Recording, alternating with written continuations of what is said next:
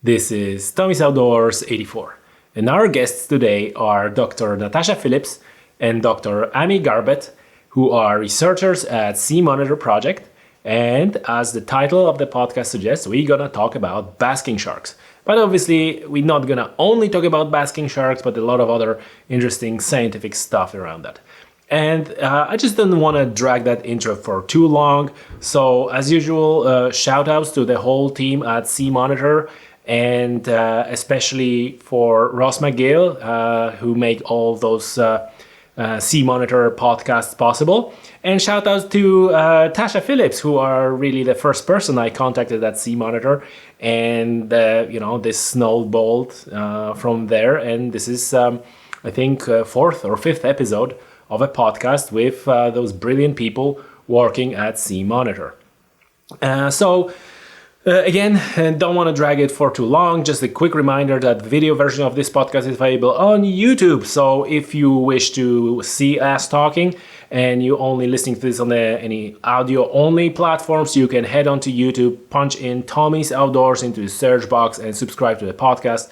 All the podcasts are available there in the video version, as well as more vlogs, gear reviews, and other outdoorsy stuff.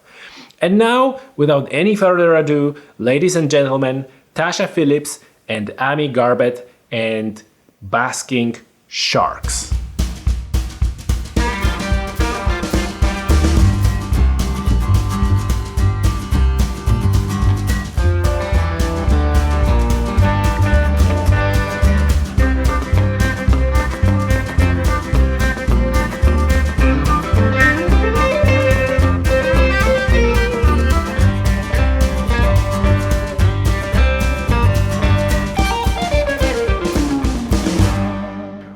Welcome to the show. Thanks for your time and thanks for doing this. Oh, thanks so much for having us.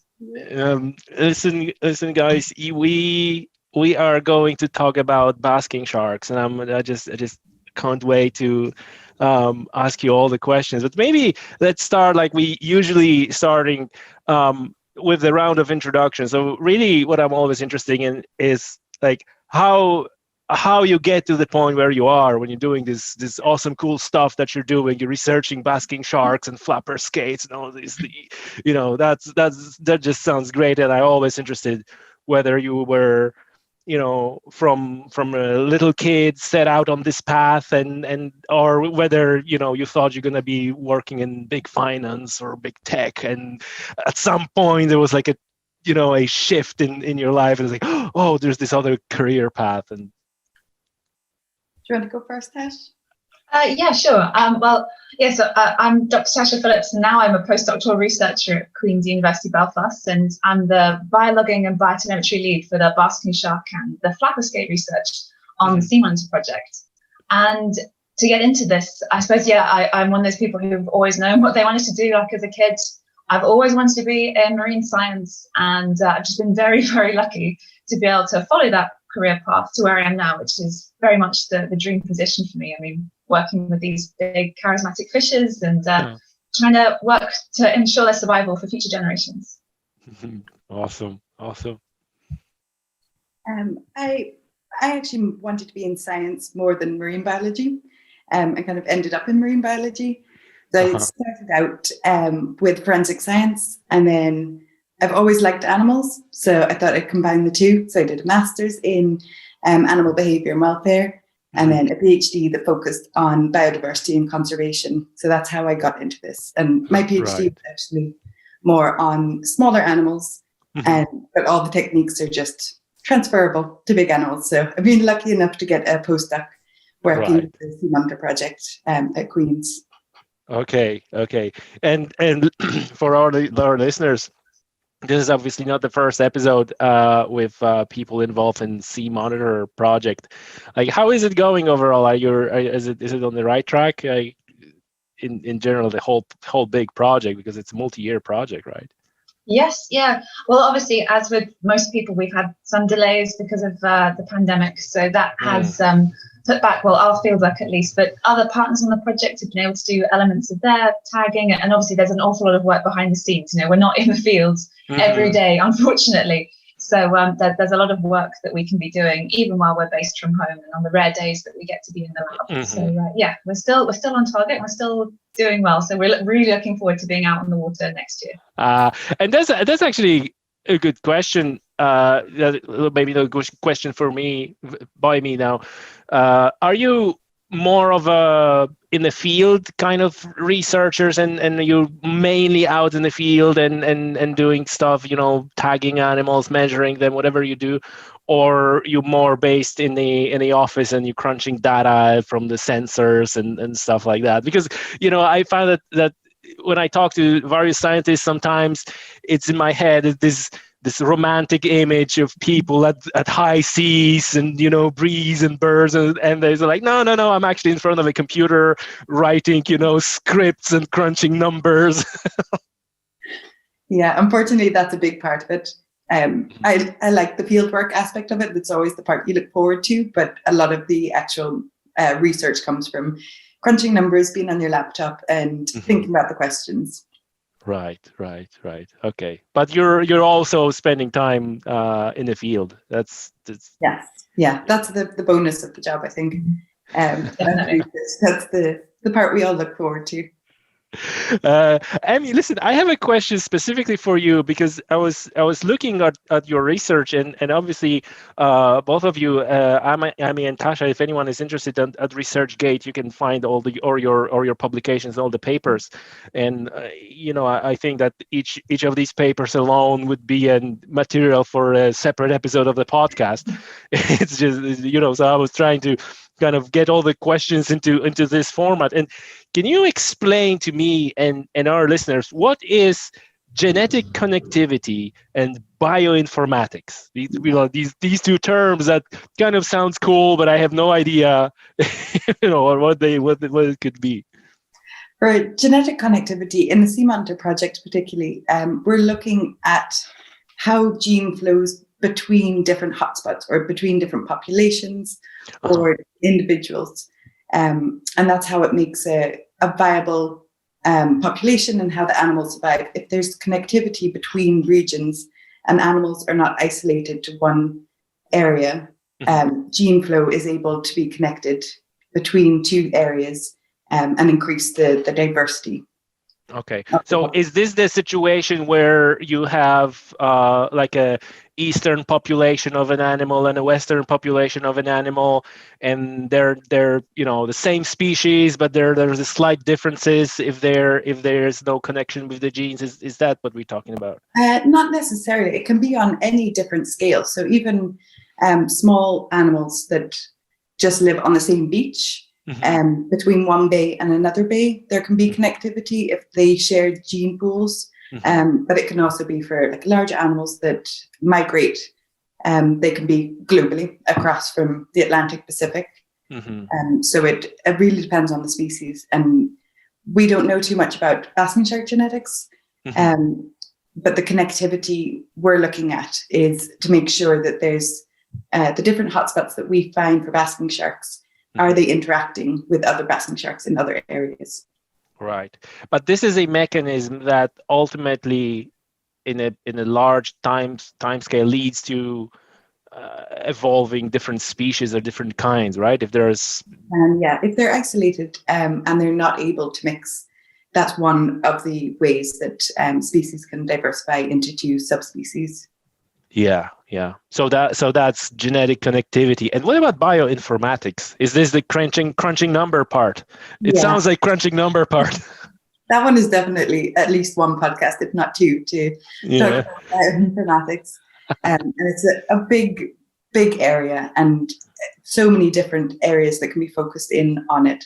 But it is looking at the ins and outs of how our genes are made up and what constitutes it and how these differ between individual species and individuals within the species. Okay, gotcha. So maybe before we're gonna focus on basking sharks, and I think Tasha, that is a question for you. You in general, your area of interest are big fish, right? So and a big fish is a sunfish, tunas, sharks, and so as an angler, my question is, what is a big fish, right? Everybody is like after big fish. So how is that actually scientific term, big fish?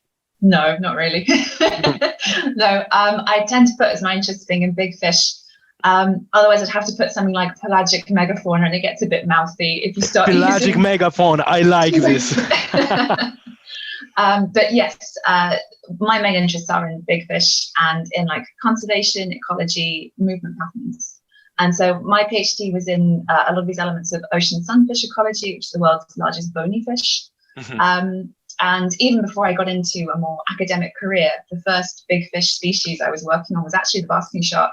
I got a volunteer placement with the Manx Basking Shark Watch, where they were doing very similar to the work we're now proposing over here, is collecting small genetic samples and deploying satellite tags to understand more about basking shark ecology for conservation.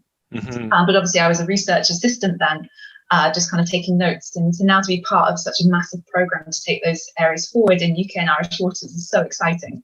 So how could you not be excited by these big fish? Yeah. And what would you consider big fish? Is it anything to do with their ecology and movement, or is it like in kilograms or centimeters or inches? Like how would you define big fish?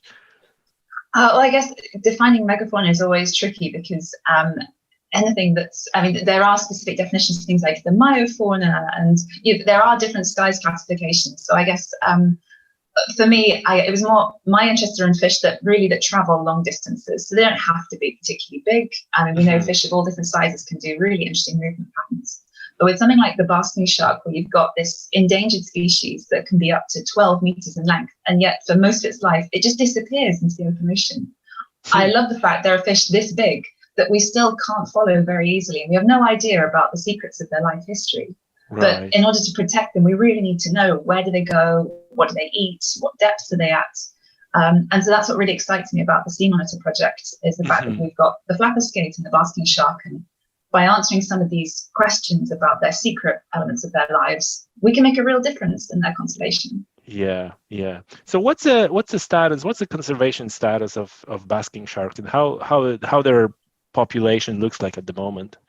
So the basking shark is listed by the IUCN, that's the International Union for the Conservation of Nature, who decide the red listing for all species. They're now classed as endangered, and this is globally. So it's mainly because there have been historic basking shark fisheries.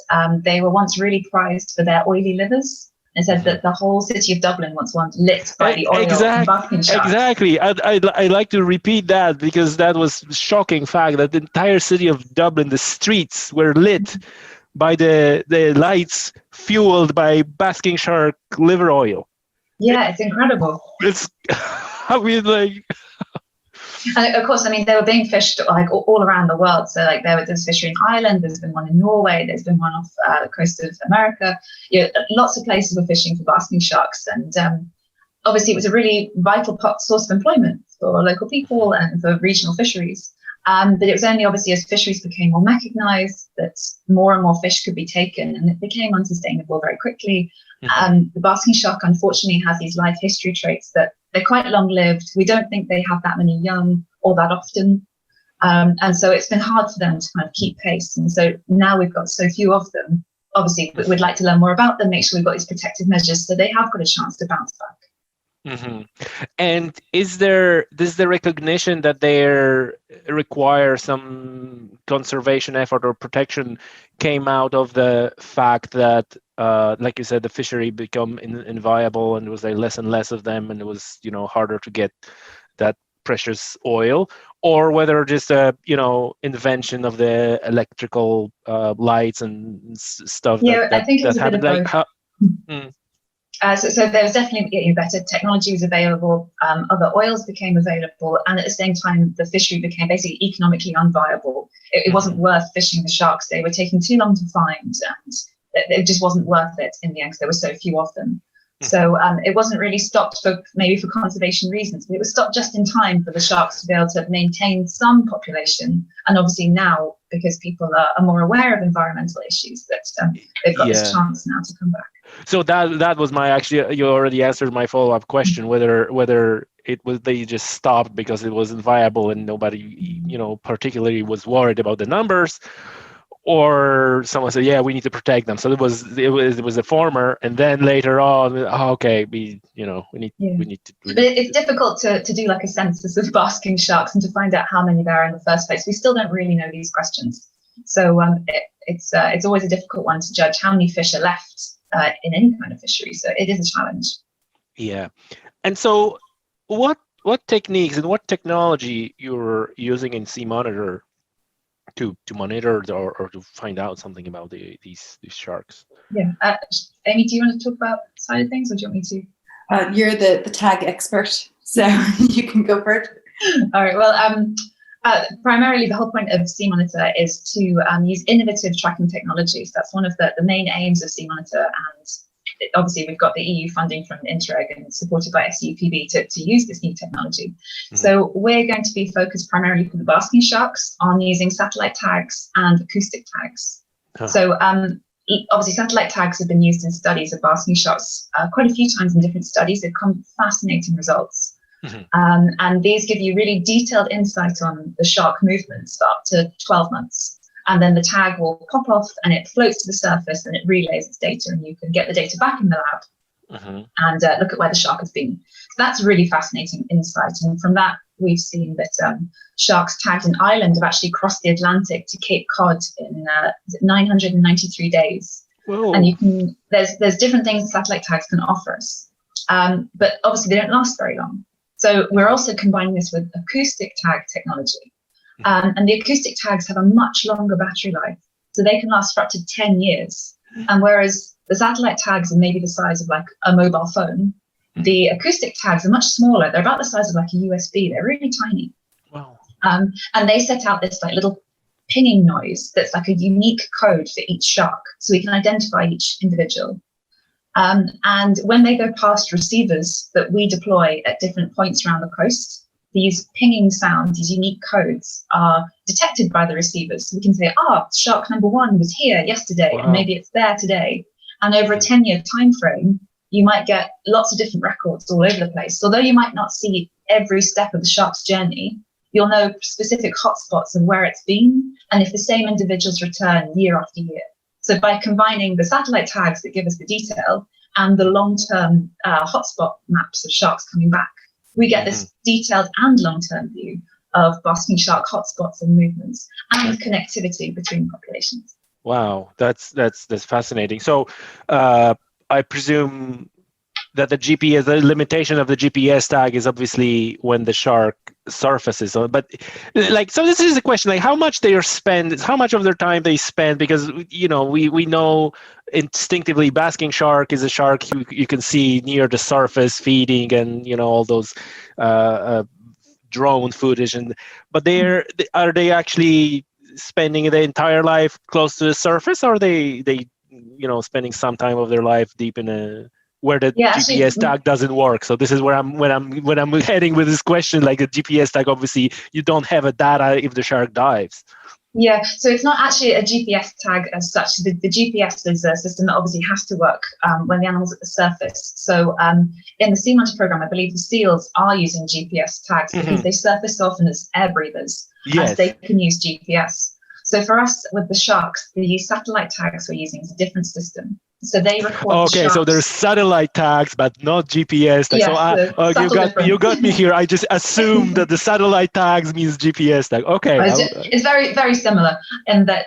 But with the satellite tags, there are different kinds. You can get some which will relay data every time the shark would break the surface, and obviously data can then be relayed. The ones that we're using are archival tags, so they store the data on the tag until the end of the deployment. So they record shark movements. So we get location data, and they also record depth and temperature, and they'll record these every set time period. So for us, that might be like once a minute, several times a minute. And then they'll store that data on the tag. And when the tag pops off the shark after about 12 months, all the data is relayed because the tag will float to the surface, and then it can send us all this lovely data. Oh, interesting. And so how do you tagging these sharks? How the process looks like for tagging them? Well, obviously with fish this big, we need to be very cautious because they're wild animals. They can't be detained or slowed down. You can't catch one. And obviously, they deserve respect. One big movement of that tail and you could be in real trouble. So we do need to be careful for their safety as well as ours. And all our methods have to be ethically approved at various different levels. But in a nutshell, we go out on the boats looking for sharks on calm days where they're more likely to be at the surface. And then we'll approach them very carefully. And you have a tagging pole. And that then inserts the tag at the base of the shark's dorsal fin. And it's kind of like, like microchipping a pet or getting your ear pierced and things. So quite often the sharks don't react at all. And then if you're careful enough, then the shark will just swim away and take the tag with it. And it's all very calm and peaceful. Yeah. But you specifically mentioned that this is approved as shark welfare, and so have you heard any feedback like, oh, you're doing harm to these bull sharks, and any sort of this sort of feedback? Not really. I mean, on previous projects we had.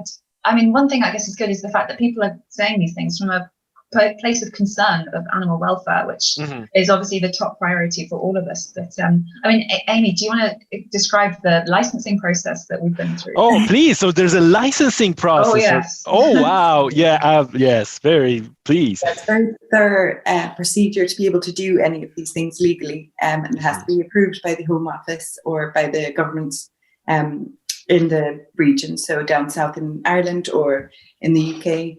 And there's very specific animal welfare regulations that have to be approved on so many different levels to make sure that ethically we are doing the research for good reasons. It won't harm the animals, that there's no stress, that we're doing everything as best practice as we can. So it's quite a rigorous process to make sure that we're not unnecessarily doing any damage to the animals, and that the outcome is worth the any potential harm that could happen. As Natasha said, it is just like microchipping a pet. So on an animal that size, we don't think there's very much chance that that's going to hurt it. And as they don't really move, sometimes when they're tagged, they don't seem to notice it. It's unlikely that causes them any real harm. But one of the things that someone's asked me is like just swimming alongside them. They often ask if that bothers them. And so many people ask because they're concerned and they're worried about it, and they think like we should just leave them in peace, which is completely understandable. But for this research, we're only doing it for conservation purposes. We're not just poking an animal or following them or tracking them just because we are interested. It has implications for conservation purposes. Yeah. And so what sort of process you need to follow when you want to get the approval? So you need to, like, is there like a lot of paperwork involved, or you need to? It's taken over a year to be able to make sure we put all our paperwork in line. Over a year to really get the permission to stab the shark with a tag. Well, we try not to call it that, but yes. So at the moment, each person on the project, like myself, Amy, the PIs on the project, we all have had individual training for personal licenses. We have to then work through a licensed establishment, which is obviously Queen's University Belfast, where we have access to training, veterinary support, ethical welfare groups. We need to make sure that the project itself, like the plans we have for this project, is specifically licensed. And obviously each one of these has different tiers where we have to run it past the animal welfare group at Queen's. We need to get it past veterinary support, inspectors, and there are different rules in different regions, so we need to make sure we comply with all of these. I tend to ask a question that you probably can't answer in any other way than the official way, but it seems like an excessive thing, right? Because I understand the concerns, and we probably don't want anyone just go around these sharks and do whatever they think they do because, I'm researching, right? But then you folks are reputable scientific institution and program, and still there's so many hoops to jump. It seems excessive. But I think that's vital. I think it's essential that we're dealing with an endangered animal here. If you think of things like what normally comes to mind, you think of an endangered species like pandas or polar bears. You want to make sure that anyone who's going to be dealing with them is precisely trained and knows exactly what they're doing, and they won't cause any harms or discomfort. We can't afford to prevent any of these species from going about their daily business and ensuring that they go on to reproduce and contribute to the future gene pool. It's really important. So yes, it can be frustrating, but it takes time. But I think this is essential, and I think that's the view of the whole team. The endangered species, the species must come first. That's why we're in this, is to help preserve them for future. Gotcha. So it's a little bit of a like, you want to make sure that what you do is not going to cause harm, even though you think it might not cause harm. You want, almost second and the third and the fifth pair of eyes on it. What you think. Okay, so that's maybe a good segue or good pivot for a short second to flapper skate. We already recorded an episode about the flapper skates, but this is like a good moment to ask, because flapper skates are also tagged, right? And there's a lot of flapper skate being and skate in general, or common skate, like there's this divide because there are two species of skate that were lumped into one common skate. But as far as I understand, there's an important aspect of tagging those skates by recreational anglers, right? And I think that the whole thing and the whole series of podcasts that we're recording right now started from this one conversation on Twitter about the skate being landed, and there's one of the anglers put a video out. Obviously, the guy is over the moon with the skate. It's like fantastic, and there's like, oh, but you shouldn't be doing this, and you're doing this, and you're tagging, you're not tagging. Is it scientific program? Like what's your in terms of I ask open question, because it's either specifically with relation to skates, but maybe also it's a more broad, more general questions, because the same goes, for example, for porbeagle sharks, which are another endangered species that gets routinely landed by anglers and tagged, and it's like, oh, are you handling that correctly? Are you not handling that correctly? So, with basking shark, obviously they're feeding on plankton, or I'm probably not using correct term. It's like, no, that's it. Definitely. Yeah, that's it. Okay, so they're feeding on plankton. So plankton has this property that it doesn't hold well on the hook, so they cannot be fished, right? So basking shark is not a angling fish or angling trophy. But if they were, there would be that aspect of like with the flapper skate, like with porbeagle shark, with the other anglers are also catching them, and they're tagging them, releasing them, and that data is also useful and can be used for the research. So how do you reconcile that on one end you need to go through the year worth of paperwork and all this approval levels to do that program on basking sharks? On another hand, you have a lot of endangered fish, and it's like, oh yeah, you're good to go. You put a half a mackerel on a 10.0 hook, and you just hold the thing in, and you put the tag in the fish, and you release it. How do you reconcile the two? Well, the anglers are regulated too, but Amy, you know more about this than me. Yeah, I think there's slightly different techniques to what are doing, and it also depends on jurisdiction. In Northern Ireland, you do need a license to be able to tag skate and capture them. So you're not supposed to they're regulated in that way that you're not supposed to just go out and target them specifically because they're endangered. Okay, sorry to interrupt you. Is that the license that the charter skipper needs to be licensed with that license, or is the individual anglers needs to have that license? I think it's actually the anglers. Each individual angler needs to, because I know we've had to go through a license specifically to target skate, additionally to our licensing for the tagging. Okay, gotcha. So for skate, I'm not sure about porbeagles, but with skate, different jurisdictions have different regulations which do monitor and control it. And there are also training programs to be able for best practice for the actual tagging. So in Northern Ireland for skate, we have the CD project from Ulster Wildlife. They teach anglers individually how to do best practice in tagging and all the animal welfare aspects to it, of like how to handle the fish, where to put the tag, warning signs of it's in distress, how to quickly put it back in the water to make sure it's able to recover, and also the fact that they're using the data for longer term purpose. They're not just tagging for tagging sake. It's all on a regional scale, and they're working with us with the flapper skate. And it all comes back to the bigger picture of conservation purposes. Yeah, but overall, do you think that it is worth the risk, right? Because I'm assuming that an angler or a charter skipper who goes on a training course of handling, it's quite a different, level they need to meet than you folks, where you have this mountain of paperwork. So obviously, there is a little bit of a.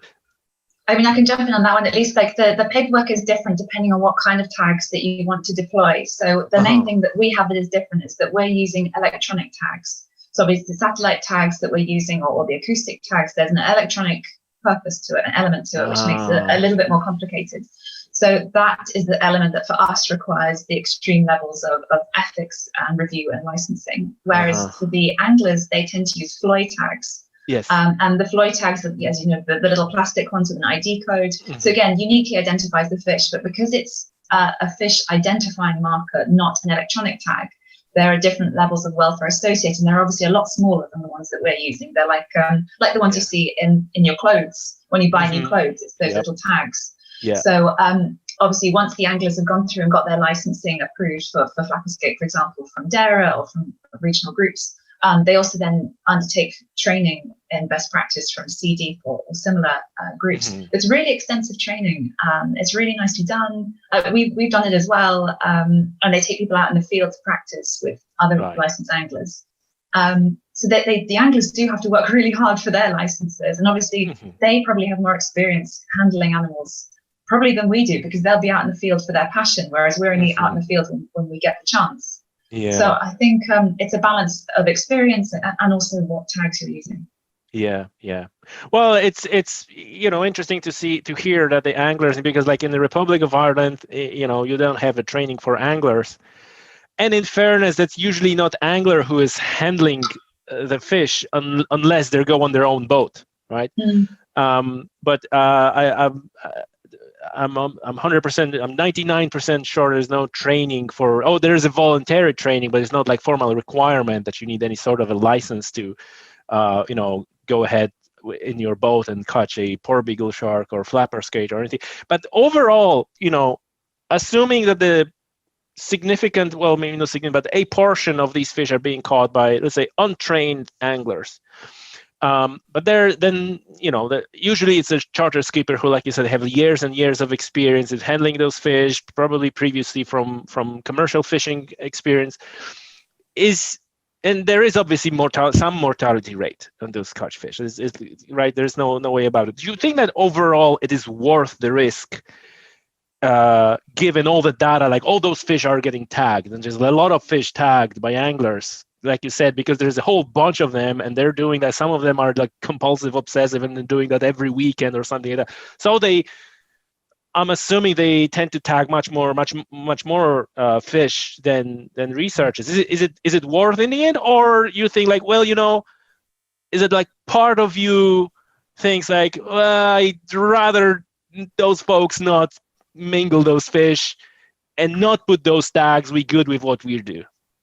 I think one of the biggest parts of that is that anglers, they enjoy fishing and they'll be doing it anyway. So they will be landing the fish. It's often hobbies for people, and the fish will be brought on board anyway. And some may be released. And hopefully if they can tag the ones that they're releasing, and the endangered ones particularly, that takes all of about 10 seconds extra. So the benefit for that is worth it. If they're catching the fish already, they may as well tag it, because then at least there's some useful information gathered as well as their hobby. Yeah. And the anglers that we've spoken to have been so enthusiastic too. I mean, it's a wonderful resource. And the anglers that we've met who have been interested in helping with the project, obviously, they care about the long-term implications, because obviously if that's your hobby and all your fish disappear, then your hobby dries up as well. So it kind of regulates itself in that sense, that the anglers we've met really care.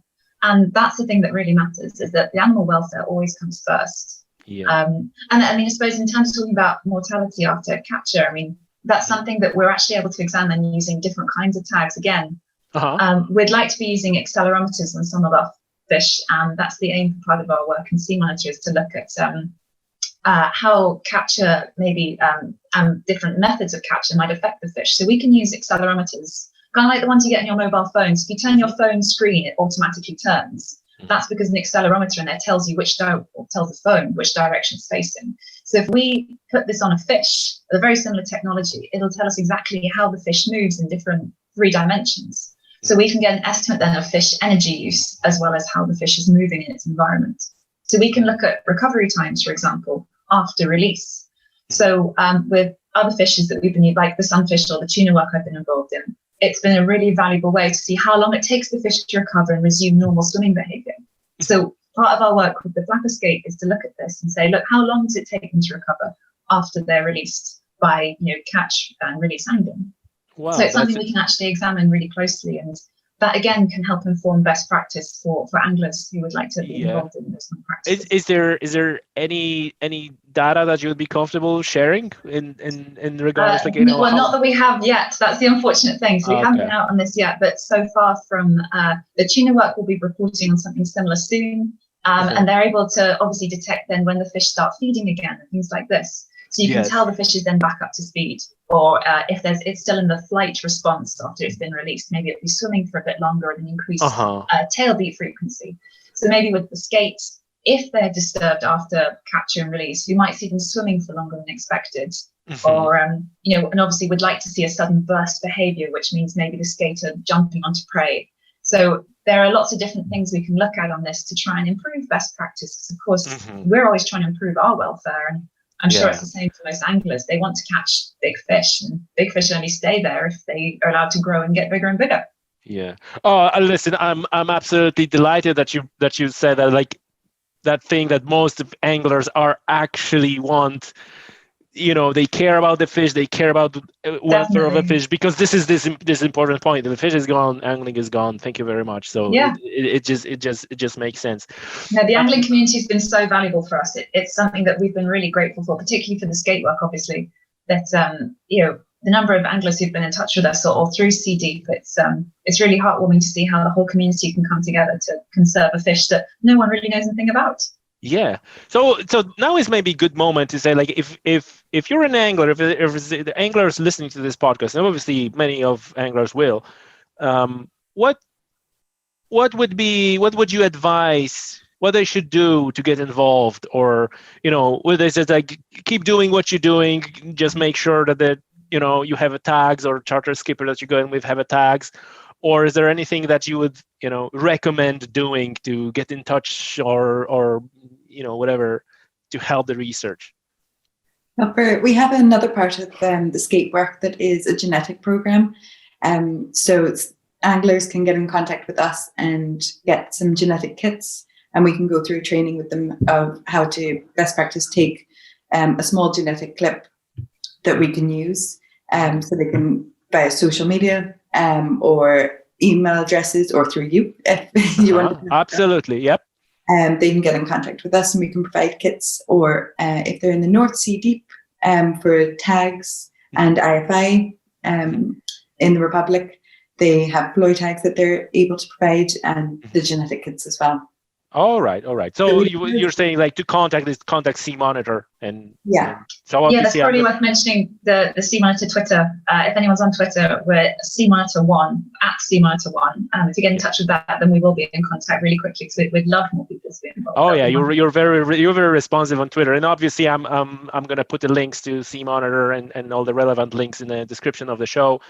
And also on social media, I'm gonna mention all that. Okay, it's so just to close off the data and the behavior. So do you have any data just for as an example? Say you mentioned tuna. What is the mortality rate, or what is the average behavior? Like, how does it look like? Because that's something that to me is of the great interest, because I was this hardcore catch and release angler, right? Especially in my younger years, when people are more explosive, like, oh, how dare you kill the fish, and then I I started thinking about it in terms of like, okay, what is the mortality rate? Like, why, these other things are coming, and it's like, maybe it's better to catch one fish, kill it, and eat it, rather than go ahead and catch 10 fish and then pat yourself on the back. It's like, yeah, I released them all, but maybe effectively you killed 5 rather than that one. So is there any sample or example data that you would like to share with us, just to give us sort of a ballpark idea what's going on with the fish after release? Well, I guess it's really difficult because the tuna one that study is still ongoing, so that hopefully will be published shortly. It's all being run through TCD at the moment. But from previous studies, it's difficult to say because obviously each species can be very different in how they respond to stress, and stress is easy to kill fish through stress. It can affect their immune responses, and it can affect all kinds of things. So I guess but then you can also say that fish can be highly resilient. It really depends on the situation. So, for catch and release anglers, the important thing, I guess, is to try and keep the fish, get it back in the water as quickly as possible. So like when we're working on flap escape, for example, we turn them around as fast as we can. And in the meantime, because we have to delay them on deck temporarily for tapping, there's all kinds of things you can do to reduce stress and improve welfare. But for us, that would be like ventilating the gills with seawater and covering the eyes with a damp cloth reduces stress. But obviously, if you're angling, really, you want to be able to get the fish, have that sense of satisfaction, maybe take a quick picture and get them back as quickly as you can. So if you can keep grip and grin photo. So if you can keep it in the water during those sections, your recovery rates will be shorter. It's things like taking it out in the air, which would be more stressful for the animal. So I'm sure anglers will already know all of these things. The quicker you can be, the longer it's out on deck, the harder it will be for the fish to recover. So if you can keep it in the water, then do. And maybe take a picture over the side to let it go quickly. Something like that. And obviously you know all that, but I have to say it for other listeners that it always, cracks me up when you see angler. And I'm not intending to crap on anglers now. I'm an angler myself, and I obviously I love the sport of angling. But sometimes you can see like guys like dragging the fish through the sand and then unhooking it for 5 minutes. The fish is bloated, and then he grips and grins it for another 5 minutes, and then release that half alive fish into water, and fish like always back to the water, conservation in the fish stocks, and part of me says like, dude, that's a dead fish right there. You better keep it for the pan, because like I get the educational aspect of it, that someone may say, oh yeah, he released a fish, but that's a very valid point. If you intend to release a fish, don't treat it very carefully rather than make sure it's all covered in sand and dry up and all that. Okay, let's go back to basking sharks now. Would it be fair to say that all that we discussed now in relation to about the relation of anglers and flapper skate and the conservation effort, in terms of basking sharks, you could almost replace anglers with sort of swimmers or surfers or recreational boat users, because there is also like a group of recreational people who recreate on the water, who interact with basking sharks in a positive or negative way. Is that the component of research around basking sharks? Not so much for the SeaMonitor project, but sightings data is really useful. And the Irish Basking Shark Group, you can report your sightings to them, and they're using that data to look at different patterns in basking sharks. But SeaMonitor, we're not looking so much at sightings data, more at the actual movement patterns from the tags that we're putting on. Mm-hmm. And is that the problem? In terms of people, sorry. Yeah, go ahead. I was saying, in terms of people being in the water, just I guess we always need to remember to give these animals space, because they are big, and it is easy still to stress them, obviously. So just make sure we give these big animals the space they deserve. So I know there have been a few videos of people getting a bit close, but not only for the animals' benefit, but also for our own, because they are dangerous. If the shark's tail whips around quickly, like it can be a very dangerous thing. So we would recommend people to really keep their distance of at least something like 20 meters. To be able to give the animal space to move. And is that, have you heard about any like there is obviously a significant thing, and even social media campaigns of keep your distance, and all the things that you said. Are you aware of any problems with that? Did you think it is an issue, or is it not really something that is affecting sharks, but in terms of numbers? Because I am wondering if that's like every now and then you see on YouTube video of the guy trying to grab the shark's tail or shark fin, and then everybody is like, "Oh, you stupid! What are you doing?" Or is it sort of a problem that you're aware of, and you're trying to either educate people, or perhaps you're aware in the sense of you need to be careful what you're saying about your research to not inadvertently encourage those sorts of interactions? Yeah, we definitely don't want to encourage those kind of interactions like that. I think obviously giving the sharks space to go about their business is the most important thing. We don't want anyone to be harassing wildlife. I mean, I don't think anyone means to be harassing wildlife. It always comes from people just loving the animals maybe a bit too much to, and maybe caution gets thrown to the winds. But this is where hopefully by some of the outreach we're being involved with, we'll be able to help on this front, is to show people how much space to give these animals and how to go about that. And that's also with regional groups like Amy mentioned, the Irish Basking Shark group. They do a lot of education and outreach to be able to show people about these amazing animals. And then also like how best to go about if you see a shark, how to keep your distance, or wait and see if it approaches you. You don't chase it or like get too close on your terms. If the shark turns around and you're staying still, maybe that's different. But there's definitely a lot of guidance out there for people who are interested in how to have responsible shark encounters. Yeah. What data, what results you're expecting to get out of your research, and how much we know already about those sharks, and so are you expecting to fill in some blanks based on what we already know about sharks, or are we know so little that this is really like a blank page? Well, we know quite a bit about basking sharks, I suppose, in some areas. So there have been some excellent satellite tagging studies previously with small numbers of sharks from different regions that have shown that they can travel really long distances. But to date, there's only been 2 examples of basking sharks crossing the Atlantic. So that's quite an exciting thought. They can travel quite so far. And these from sharks tagged in Ireland. We know from Irish waters they can cross the Atlantic to Cape Cod. They can go as far south as Morocco. They're really global citizens, but then some of them appear to be staying nearly year round.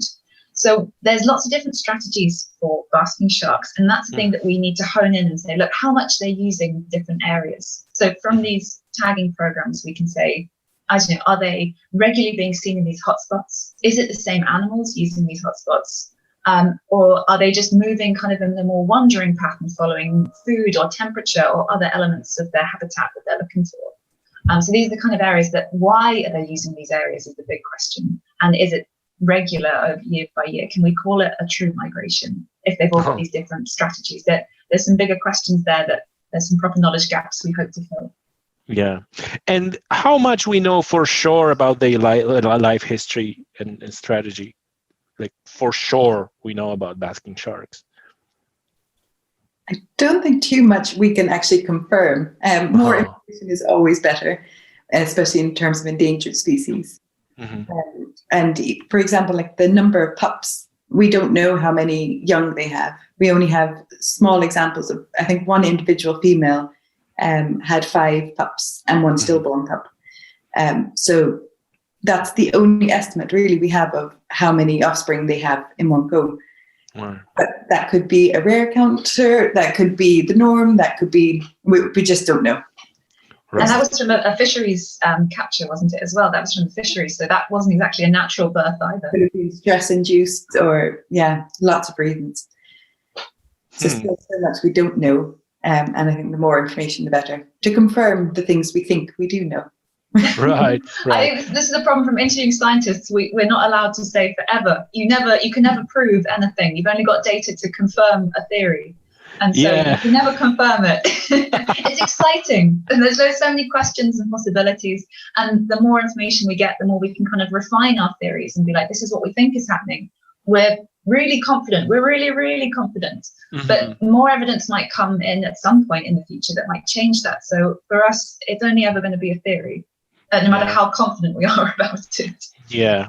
But I'm gonna dig nevertheless with some things, like for example, population. So in ideal scenario, like if the population of basking sharks were healthy, would you think it's like we are at 10% of it should be, or at 30% of it should be? How bad is it to a certain extent? Because for the casual observer, it might be like, yeah, they're around. There's like, they're not.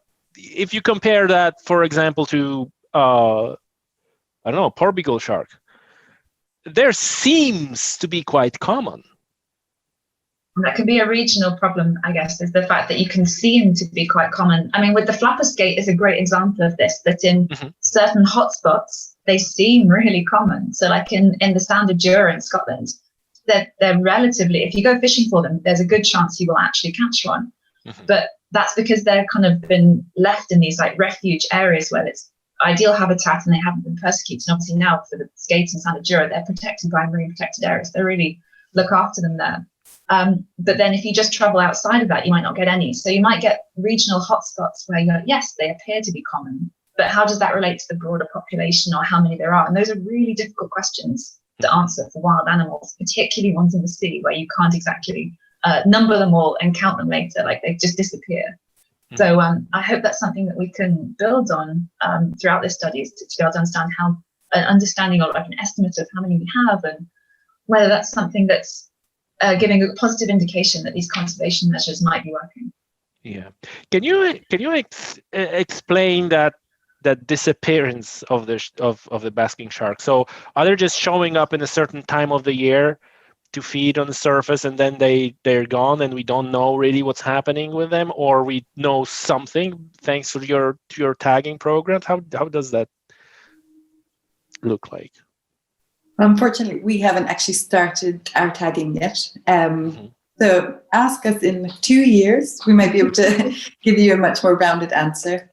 Okay. So there's nothing like a pre-existing, assumptions what's happening. Well, I guess the most that we can say from data so far is it appears that the sharks are seen in greater numbers in the spring.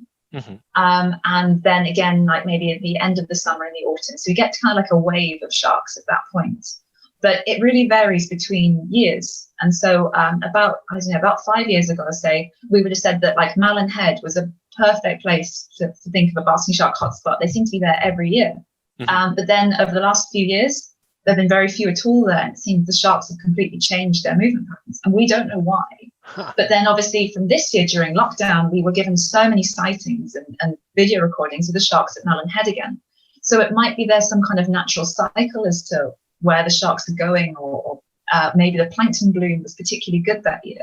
But until we know more about the sharks and their movement patterns, which hopefully the tagging data will give us, we can then compare that to like the ambient environment and the temperature or the food availability and say why we think they're using these different areas. And if then we can kind of predict where they might go in future.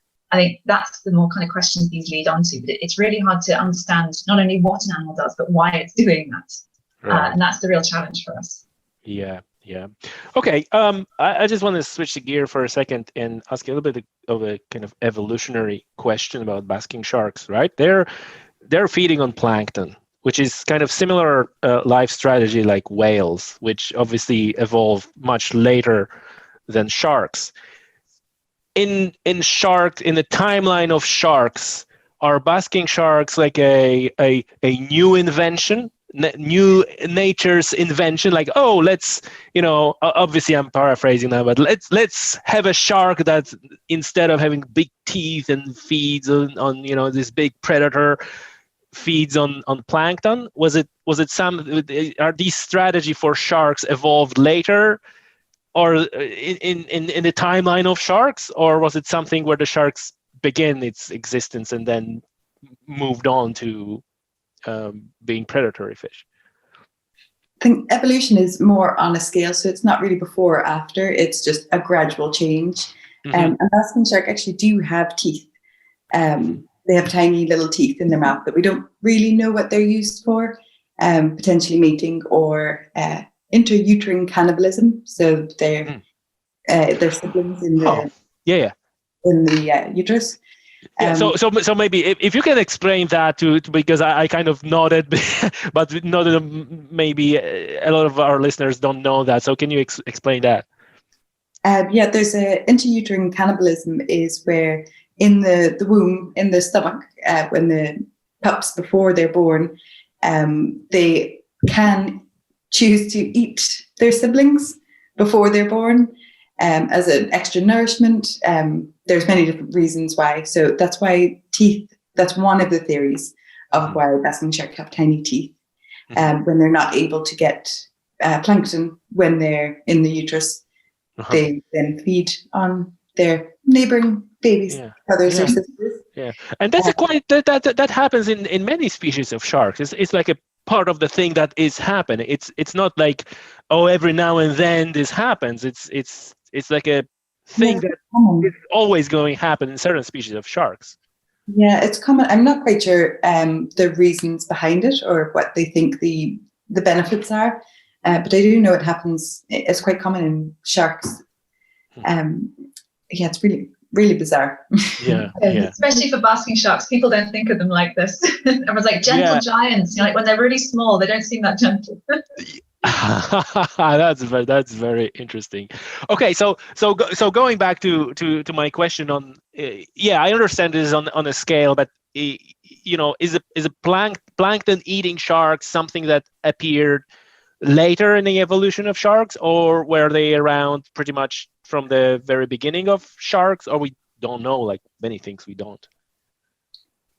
I'm sure someone knows, and I'm sure we can find out. I don't know. I don't know, but I'm sure we could look that up and like do a bit of research and send that. Yeah, but it's difficult to me. I can throw the question like it's just because I'm so interested in that. It's interesting though. Okay, listen, folks. If you look at everything that's going on right now, and when I'm throwing a statement like this, people usually think that I mean all the doom and gloom and all the bad things that are happening right now. But part of me thinks that there are good things happening right now because we do recognize the bad things happening. I guess that's a first thing. So when we see everything that's happening right now, it's both the bad things, climate change, plastic pollution, biodiversity loss, all these things, but also good things that are happening. The programs like SeaMonitor, the recognition of bad things that are happening, which is always like a first thing, first step to actually make things better, to recognize what's bad. How, in general, you see the future of marine ecosystems, basking sharks, and all that? Do you think we have a chance for these ecosystems and these species to recover? Do you think if during the next 20, 50 years we maintain what we have, we're already doing good, or we're just delaying the inevitable? What's your view on that?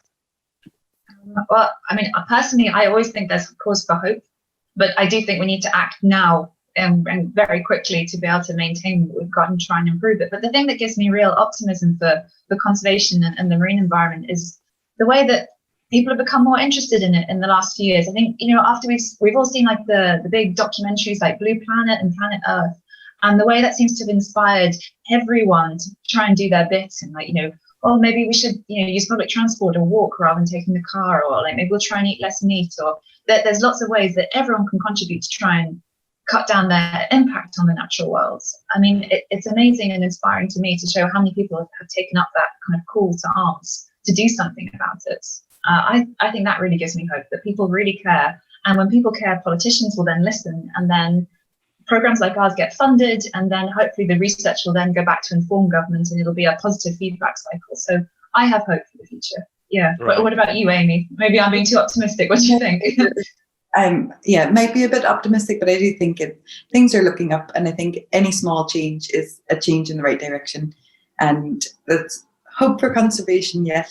And there's so many projects going on, and so many people interested doing research on different marine animals, different wildlife in general or conservation objectives, that I think hopefully it will make a change. All we can do is hope. Right. So in general, you're not like a doom and gloom. You kind of hopeful that so you think that the recovery is possible in the next few decades. If enough work gets put in, yes, I think so. Okay, fantastic. Well, what do you think, Tommy? You've been interviewing people for so long. What do you think about this? Yeah, I feel I'm torn on this, and thanks for asking that question. I'm a little bit torn on this. I see a little bit too much optimism in certain quarters, and especially when I talk to anglers and like less from the scientific, so like scientists like yourself are more balanced, and it's like generally hopeful and optimistic, but kind of balanced. What I found out that when I speak with anglers, hunters and anglers, there tend to explain certain things that are obvious in a positive way to themselves. So for example, we catching less and less fish and the fish is smaller, right? And quite often the reaction is like, oh, but the weather, there was too much rain and the salt water is not salty enough, and this sort of things. And over a period of time, I came to Ireland in like 12 years ago, and even at this short time scale of 12 years, I can see I catch less fish and the fish is smaller, period. Right. And I think that sometimes it's too much of a trying to find explanation, like elaborate explanation why it is happening, while the explanation is like, out there, do you see that boat? That's a trawler. That's the explanation. Not that the water is not salty enough because of rainfall or stuff like that. I think to answer the main question, that we will face some more of a decline because of the inertia before we put enough effort. We start to see this, and I see this as a positive thing, and quite often those doom and gloom people or alarmists, like they call them, they have a role as well. They may be on the side of the spectrum, but they also have a role, because quite often you need to scare people so they can start acting if they're not scared, right? It's sometimes some people you can argue and say like, yeah, we need to do that. Say, yeah, we need to do this. And some people just need to be scared before they take an action. So given the history of humankind, I don't like this approach, like, oh, humans are all bad, and like, no, we're not bad. We figure out a few good things, like healthcare, universities, movies. These are good things. So I think that overall we're smart, and the fact that we start recognize these problems is a good way and a good path forward to improve things. My concern is about the inertia. How much more we gonna lose before we are on the upward trend once we recognize that. And that's partially what I really love to talk on the podcast with scientists, and I'm talk a lot about conservation and all these things, just to raise the awareness and kind of, because where the podcast started was really hunting and fishing. It was hunting and fishing, and traditionally a lot of my audience and a lot of episodes is like, oh, let's catch a fish, and like I said, put a half a mackerel on a hook, and this and that, and this is kind of like a mindset that is like, oh, there's a plenty of fish out there, just go in, catch them, that's good. And it's also very prone to the shifting baselines, right? We caught this many fish, right? Yeah, what your father would caught on that day, what your grandfather would caught on that day. Would they be impressed with your catch? I even commented on Instagram the other day, one of the guys were, typical grip and grin photo with a cod. It's like, oh, my personal best and whatever, right? And I look at the cod, it's like, dude, that's a tiny cod. Like, I mean, like, I'm not trying to crap on you. It's, congratulations. It's your personal best. Great fish, great fishing. But honestly, that's a tiny cod. And this is this shifting baseline, right? Because now you got this, young people, 20-something anglers, like, oh, personal best, look at that fish, without even having this in mind. Like, realistically, your father wouldn't be posting that photo anywhere because it's just very, very tiny fish. So this is my view on that. Like, I'm just worried how much we're still gonna lose before we're gonna be on the upward trend, and I believe we will be on the upward trend eventually. That's my view. No, I think that sounds like a balanced viewpoint. That's I think sums up everyone's concerns. So how much is too much? And then, I mean, everyone's recognizing the climate emergency now. There seems to be a bit more action in that area, and unfortunately delayed, of course, because of all the horrible things from the pandemic. But I do think people are taking steps forward now, and it is being more widely recognized. So hopefully we'll be on the way up soon. Yeah. Okay, just to wrap this up, is there anything that you would like to share with us and with our listeners that I haven't asked you for, or you didn't have an opportunity to tell or share? I guess the main thing that if people want to follow along with the SeaMonitor and see what the updates, and obviously, like, please do follow us along on Twitter. We're at SeaMonitor1. My Twitter handle is @SunfishResearch, and Amy is @AmyGarbett, right? Yeah. So if anyone would like to get updates on the project and how we're doing with basking sharks and flapper skate and all the other vulnerable marine species, then please do follow us on social media, and we're very happy to take questions at any time. Yeah, I can confirm that. All right. Amy, Tasha, thank you very much. I appreciate your time. It was a pleasure talking with you. Great. Thank you so much. Yes.